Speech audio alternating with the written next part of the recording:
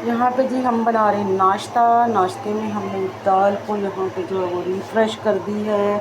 हमने पकाई दाल, ये देखिए मैंने इसमें डाला है सूखा धनिया और काली मिर्च, ये देखिए पीस के मैंने बीस पे छिड़का दी है।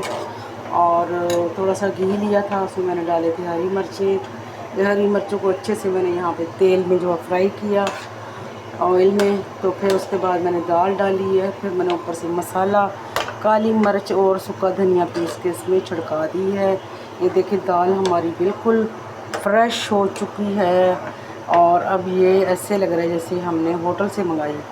तो इस तरीके से जो है ना दाल को रिफ़्रेश करके नाश्ते में जो है बच्चों को दे दिया करें, ताकि बच्चे जो हैं वो समझ लें कि होटल से ही मम्मा ने ऑर्डर की है।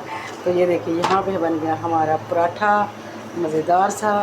तो हम बना रहे थे यहाँ पे नाश्ता सुबह का।